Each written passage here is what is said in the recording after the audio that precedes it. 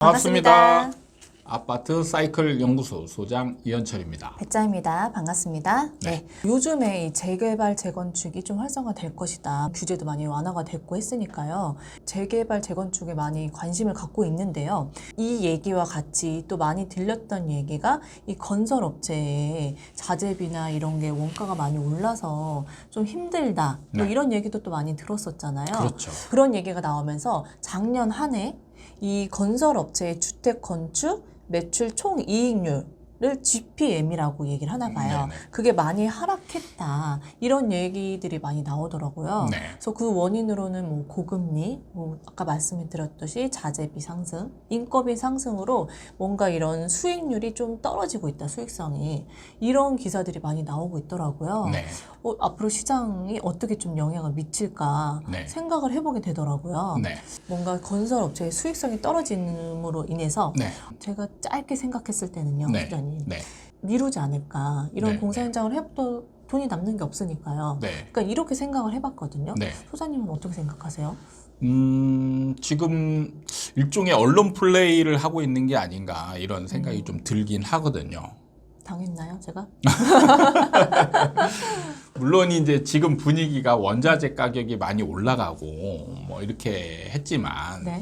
지금 이제 반대로 오히려 땅값은 내려가고 있거든요. 지금 이제 땅값이 그 2021년 이제 최고가를 찍고 네.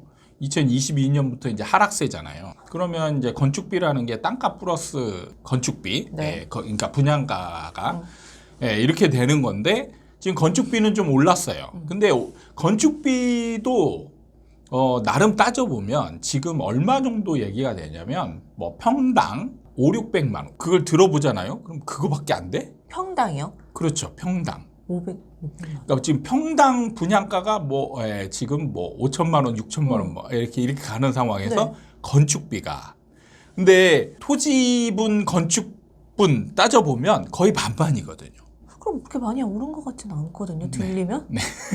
옛날에 그러니까 아파트 지을 때 옛날에가 한 250만 원 정도였던 것 같고 요즘 저도 뭐 제가 이제 그쪽 업종에 있는 게 아니니까 정확히는 알 수 없는데 저도 간간히 이제 뉴스 기사나 뭐 이런 것들 보면 지금 건축비 뭐 얘기 나오는 게 아주 고급 아니고 평균적으로 보면 5, 600 정도 이렇게 잡는 것 같아요. 이렇게 기사를 보면요. 이 네. 자재비가 뭐는 68%, 뭐 철은 뭐 50 몇 프로, 이렇게 높은 숫자로 올랐으니까 이게 진짜 되게 많이 올랐구나 생각을 했거든요. 네네.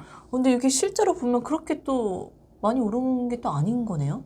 그러니까 사실은 뭐 건축비나 뭐 이런 것들은 많이 올랐을 수 있어요. 근데 이제 냉정하게 따져보면 땅값 떨어졌단 말이죠. 네. 떨어지고 있는 추세고. 예. 그렇게 되면 쌤쌤으로 오히려 땅값 비중이 더 크잖아. 도시 비중은. 네. 예를 들어서 지금 건축비를 아파트를 평당 1,000만 원 치더라도 둔촌중을 예를 든다면 평당 4천만 원이잖아요. 그러면 땅값 비중이 최소한 1,000만 원 이상 비싸다는 얘기죠. 그러면 땅값이 만약에 빠지잖아요. 그럼 오히려 빠지는 게 더 클 수 있는 거죠. 소장님 말씀으로 들어보면 이게 땅값이 떨어졌기 때문에 뭐 그렇게 수익성에서는 마이너스 되는 게 없는 것 같다. 네. 그럼 이건 언론 플레이라고 하셨는데 그럼 어떤 걸 위한 목적이 뭘까요? 그럼? 일단 분양가를 올리기 위한 그러니까 항상 사전 작업을 먼저 하죠. 분위기를 우리 어렵다. 이렇게 이제 해놓고 네. 분양가를 지금 분양가 상한제도 이제 없어지고 있잖아요. 네. 없어지고 있으니까 이제 분양가를 올리기 위한 굉장히 좋은 상황이 만들어지지 않았나 이런 지금 생각이 들고 자재비 뭐 인건비 이런 상승 얘기들이 많이 나오니까 이럴 때 이제 구체적으로 우리 영업이익률이 이렇게 박하다. 그러면은 우리 이 정도는 해야 되니까 분양가 상승을 좀 해야 되지 않냐 이렇게 이제 충분히 끌고 갈 수 있지 않나 이런 생각이 듭니다. 그럼 이 분양가 상승을 위한 이 명분을 만드는 거라고 생각이 드는데 네. 지금 같은 시기에 소장님 네. 지금 미분양률이 정말 많이 늘어나고 이게 심각한 상황이다 뭐 이런 얘기가 많이 들리잖아요. 네. 근데 만약에 진짜 분양가가 올라가게 되면 이 미분양이 더 늘 것 같거든요. 더 손해가 될 것 같은데 안 팔리면. 네. 근데 왜 이렇게 몰고 가는 걸까요? 그 부분이 지금 좀 전에도 말씀을 드린 것 같은데 기억이 안 나나요? 많은 얘기를 들어서 네. 미분양이 는다고 무조건 건설사가 안 좋다라는 인식은 버려야 돼요. 그래도 지금 나오는 미분양보다 더 높아지면 미분양률이 더 높아질 것 같거든요. 자, 예를 들어서 이렇게 보세요. 약간 극단적인 예일 수 있는 겁니다. 평당 1,000만 원에 팔아서 다 팔렸어요. 근데 평당 3,000만 원에 팔아가지고 미분양률이 50%가 났습니다. 네. 그럼 어떤 게 이익일까요? 간단하게 얘기하면 평당 1,000만 원에 우리가 계산하기 쉽게 그냥 10평짜리 집이라고 계산을 해볼게요. 10평짜리 집을 네. 10개를 지어요. 그러면 얼마죠? 평당 1,000만 원에 10평이면 1억이죠. 1억. 10개면 10억이에요. 10억. 네. 10억을 벌었죠. 그러니까 건설사가 지금 평당 1,000만 원에 해서 분양을 해서 다 팔았어요. 그러면 10억이 매출이 생긴 겁니다. 네.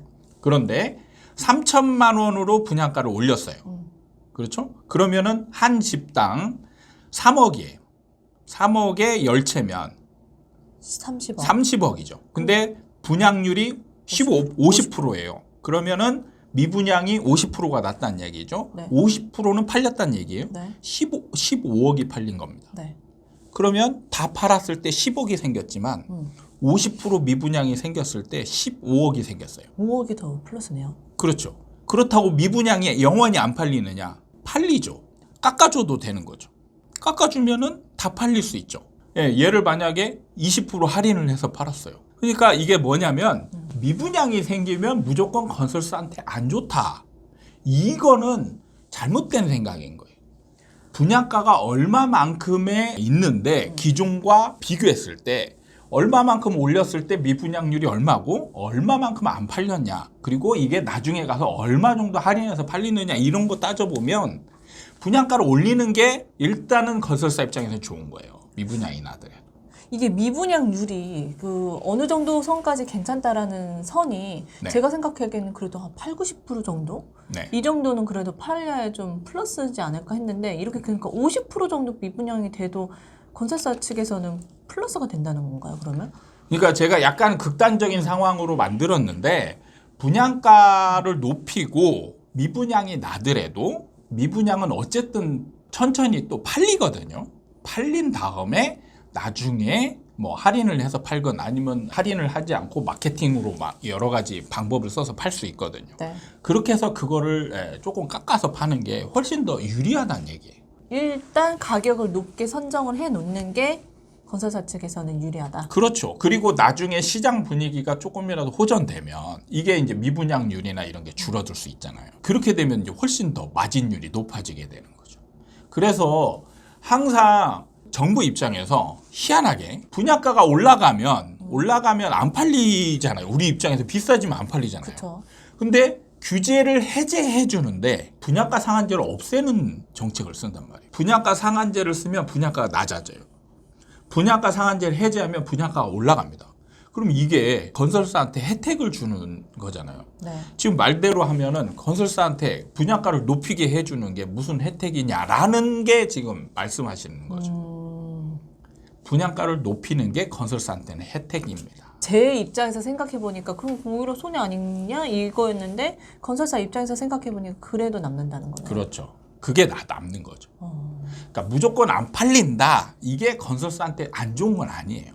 너무 높여가지고 아예 분양률이 뭐 이제 10% 이런 식으로 진행이 네. 돼서 나머지 8, 90%가 안 팔리고 이게 이제 정말 나중에 가서 어렵게 되고 이런 상황이 되면 이제 이때는 건설사가 위험할 수 있죠. 그럼 제가 생각했던 건 이런 기사로 인해서 뭐 분양이 안 이루어지지 않을까 이렇게 생각을 했었는데 그게 아니고 이 분양가를 높이기 위한 뭔가 빌드업이라고 하시는 건데 그 가능성이 훨씬 더 크죠. 예를 들어서 재건축 재개발 조합이 이제 설립이 되고 이제 사업이 진행이 되잖아요. 그럼 건설사를 선정할 거 아니에요. 네. 그럼 건설사한테 이제 조합이 PT를 받겠죠. 건축비 얼마 줄 거야. 그러면 이제 어쨌든 좋게 짓는 집에 싸게 주는 건설사를 선택할 거 아닙니까? 네. 그런데 이럴 때 이제 이렇게 언론 플레이 해가지고 건축비를 올려놓으면 이제 기본이 올라가는 거잖아요. 네. 그러면 이거를 추가 부담금으로 조합원한테 물릴 수 있는 거라는 거죠. 그렇게 또 돌아가는 거네요. 네. 그러니까 어떤 상황이 되든 일단 분양가가 좀 올라가면 건설사 입장에서는 좋은 거예요. 네. 이게 이제 심각하게 안 팔리거나 봤을 때 심각하게 안 팔릴 상황 같으면 아예 사업을 안 하겠죠. 네. 그러니까 분양가를 일단 올려놓을 수 있는 분위기를 만들어 놓고 그 다음에 본인들이 선택할 수 있는 거죠. 강제하는 게 아니니. 건설사 입장에서는 분양가가 올라갈 수 있는 환경이 훨씬 더 좋은 거라는 거죠. 선택하면 되는 거예요. 그럼 소장님이 보시기에는 앞으로 나올 분양 계획이 있는 네. 이런 단지들이 있잖아요. 그런 분양가는 그럼 좀 높게 네. 설정이 될 것 같은데 제가 전에 얘기했잖아요. 네, 분양가는 무조건 올라가는. 그게 좀 더 좀 빨리 당겨진 것 같은데 제가 네. 보기에는 그러면 그렇지 않아요. 아닌가요? 그 흐름대로 지금 순위대로 가고 있으니까 그냥 흐름대로 가고 있는 겁니다. 네. 미분양도 계속 늘어날 것이고 추세가 더 늘어날 것이고 네. 뭔가 이게 소진되는 것도 그럼 좀 더뎌질 수도 있는 거네요. 그러면 어떻게 되나요? 글쎄요, 그거는 이제 분양가를 건설사 입장에서 이제 책정할 때 나름대로 이제 좀 무리하게 선정을 해놓으면 이제 미분양이 늘어날 수도 있고, 네. 예, 그렇겠죠. 근데 문제는 이제 건설사가 이 시장 사이클을 정확하게 알고 있으면 적절한 대응을 하겠죠. 근데 이제 일단 욕심을 한껏 부풀려 놓고 예, 최대한 비싸게 네. 이제 팔고자 노력할 것이고 건설사 입장에서 욕심이 과해지면 이제 미분양도 많이 나고 시장에 악영향을 주는 그런 상황으로 만들어지겠죠. 뭔가 지금의 부동산 시장에 나타나는 상황들이 이 하락 시장의 방향이 같게 움직인다는 느낌이 네. 계속 드는 것 같아요. 분양가도 오를 것이다. 네. 뭐 미분양도 늘어날 것이다. 뭐 이런 식으로 해서 시장의 하락의 기운이 좀 길게 가지 않을까. 이런 생각이 들거든요. 네. 제가 그런 것만 보이는 건가요? 너무 지금 예, 저랑 있으니까 아. 지금 그쪽으로 자꾸 생각이 이제 몰리는 것 같은 아, 느낌도 이러면 안 들긴 되는데요. 해요. 네. 정신 차려. 네. 일단 그 분양가가 올라가는 거는 그냥 필연적인 수순이에요. 올리고자 노력하게 되고 사실 뭐 땅값이나 건축비도 많이 올랐고 오른 상태에서 이제는 하락장이 되면 땅값은 하락하니까 이제 건설사의 마진폭은 좀 늘어나겠죠. 오히려 이제 이렇게 해서 분양가를 올리게 네. 되면 마진폭이 늘어나고 점점 나중에 건설사들이 좋은 상황이 만들어질 수도 있는 그런 상황으로 가겠죠.